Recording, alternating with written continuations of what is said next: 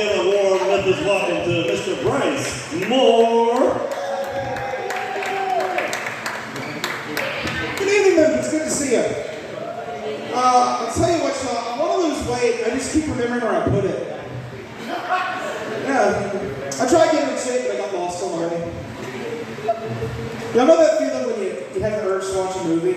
Like maybe it's your favorite movie, and you think about like your favorite scenes from the movie, the actors that are in it, your favorite characters, the overall plot line, the character arcs that all the characters go through, and then you're like, I basically just watched it in my mind. So then you don't watch it? I do the same thing with exercise. My friends come up to me all the time. They're like, Bryce, I wish we could do so many fat jokes. There's nothing wrong with being big. Let me tell you something, folks.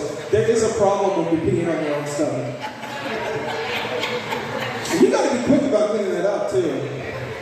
You're mess around, grow something under there. It's nasty. I went through a breakup last year. Yeah, little Debbie wasn't the one.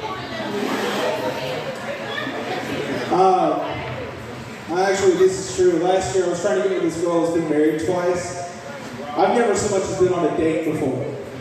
It's like trying to fly an F-16 and never learn to ride a bike. You know, obviously, I have no business here, but just let me in the cockpit.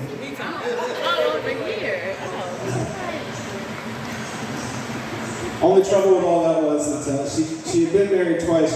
She had only been divorced once, so didn't add up in my favor. I've been in therapy for just over a year now. Thank you. It's expensive. It is. It's really expensive. My therapist was asking me how far he thinks I've come, particularly with self-love. And I said, well, you know, I used to keep a sheet over the mirror so I wouldn't have to see myself. And I took it down. So now I just avoid eye contact. So we're doing good. My very first session, he diagnosed me with persistent depressive disorder, abbreviated PDD. I got P. Diddy. But luckily, I never bought the first bottle of baby oil, so I can still feel good about myself. You know? We were talking one session about self-confidence and dating, and he asked me about my insecurities. Of course, I brought up my weight, you know.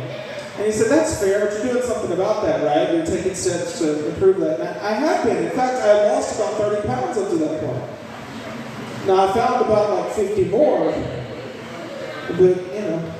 But he was like, that's good, that's really good, but consider this possibility. Some women out there actually like bigger guys. So what if you lose all this weight, and then you meet somebody, and then she's sort of turned off to you? I thought he was supposed to help me feel better!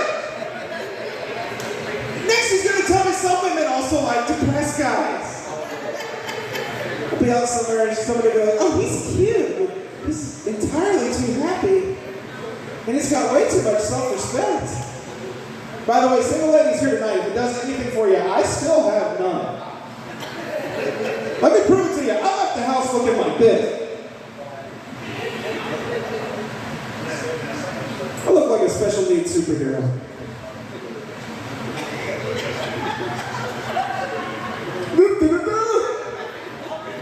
It says BAM on my shirt because that's what it sounds like when I get hit. I'll tell you a little bit more about myself. I used to be a straight A student all through high school. Anybody else? Anybody else? Good. We're terrible. One good student. Okay. I used to be a straight A student, and my friends and family were so excited about my future. They're like, Bryce, where are you going to go to college? And I said, Arkansas State University. That's good, young man, that's good. And what are you going to study? And I said, theater. That's what they said. They were like, what? I said, yeah, I'm going to be an actor and a stand-up comedian. They're like, oh no! He's going to have a job with his name on his shirt. And now I'm a janitor. So. But see, I work at the college I went to school in, so whenever anybody asks what I do for a living, I just tell them I work in higher education. So that seems to work. We have to go to these safety meetings at work once in a while. We went to one that was titled Slips, Trips, and Falls, Prevention and Identification. And I have questions, right? So I'm like, how important is it really to identify if it's a slip versus a trip versus a fall? You know? If you come up at work and you see a broken window in the building you work in, and there's a broken window. Now, prevention's gone, right? You throw that out the window. You see a broken window, you come up and you look down, there's somebody laying on the concrete down there. They got their leg bent the wrong way, head spun around backwards, laying in a pool of blood. The last thing they want to hear from you is, "Hey down there! Did you slip, trip, or fall?" That's not helpful. I mean, seriously, if you're at work and you come up on somebody and they look like this,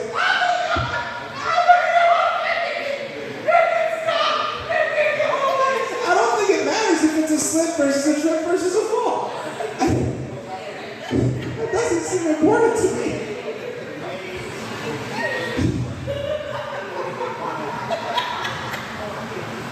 I realize this is stand-up comedy night, but I'm comfortable down here, so is this cool with everybody? Cool. I'm gonna spend the rest of the show down here. I'll watch next. I'm sure Calvin will love that. You ever been sitting on the toilet and... Hold on. Don't beat me to the funny part. You ever been sitting on the toilet and you drop your phone out of reach? This happened to me a while back. I was sitting there, I was in the focus position. And I can't maintain that. I had to take a break. So I went to rest, and I tried to grab my phone, and it jumped out of my hand over there out of reach. Just...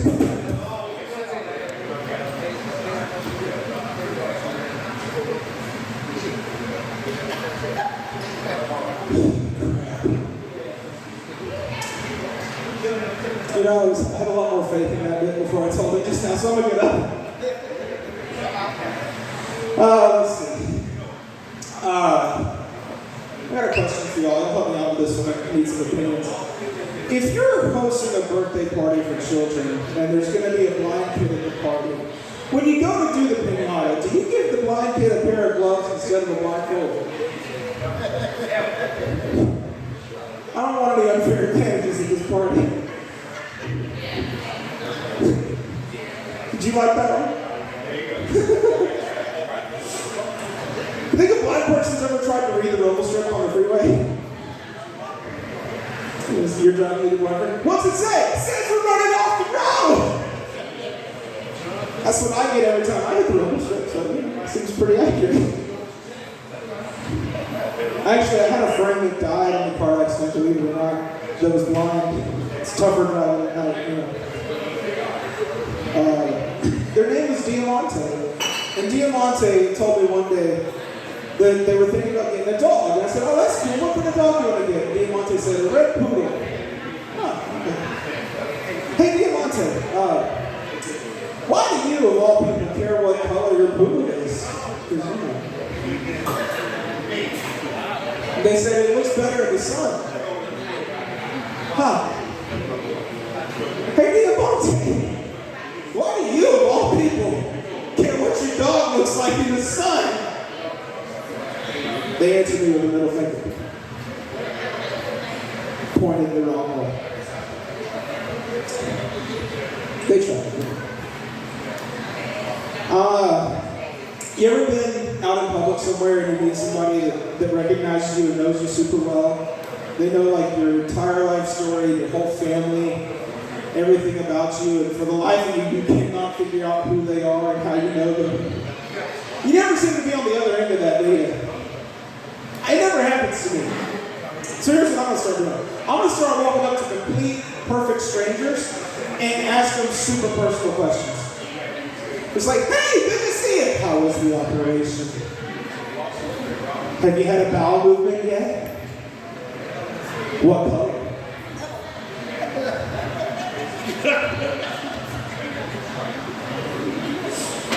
Did you drop your phone where you had it?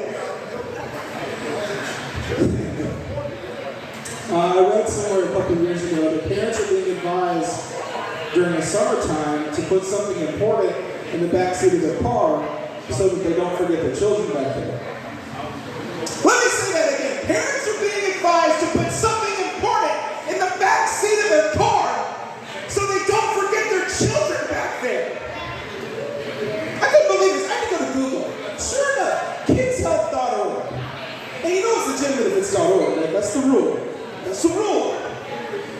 Put something important like a cell phone in your back seat so you don't forget your kid. And I was absolutely appalled when I read this. How am I supposed to text and drive if my phone is in the back seat of the car? That's not fair! For real though, if you leave a kid in the back seat of your car because you forgot and the kid dies, it's for the best, you know? It is. If you do that, you don't need a kid. You don't need a kid. If you do that, you've got some growing up to do. And since Junior's not going to do it, you might as well take the opening. They told me when I got here that this is PG-13, so I'm really hoping this is PG-13. I saw somewhere that every 19 minutes somebody commits suicide. It's crazy, isn't it? Every 19 minutes. When it's my turn, I'm waiting 20 minutes. I'll buy the next guy some time, you know? That extra 60 seconds might be all he needs to get his life together. You don't know. That's all I'm saying. Obviously, I'm kidding. I can't really do that. You know, I don't even wear a watch, so I mess it up and go too early. Get up to heaven, St. Peter's like, Bryce, you only waited 5 minutes. Oh, really? Well, send me back down there. I'll take another stab at it.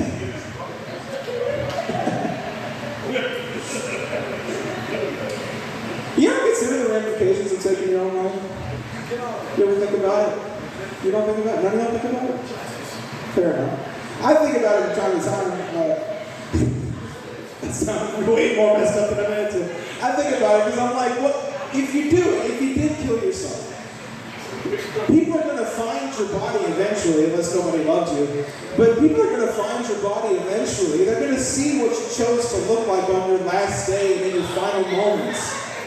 What do you wear? Some people would say, Bryce, just wear a band shirt. And that's fine. That's literally on brand for me. But like, I don't want to ruin a perfectly good band shirt, you know? These things take time to make. They're precious, each and every one of them. My brother Morgan, he suggested just don't wear anything. Kill yourself naked, is what he said. And, you know, that's fair, you'd be comfortable. But what if it's cold that day? You know, sir, how do you want to be remembered at the end of your life? Large and in charge or small and shriveled up? Small and shriveled up doesn't even rhyme, does it? It's not cool. I'll be straight up including that because my therapist doesn't know I do this. Alright, with that, I'm going to get out of here. My name is Bryce Ford. Thank you so much, Memphis. You guys are amazing. God bless you. My name is Bryce Ford. Come down. Make some noise for your host, Buddy Joe.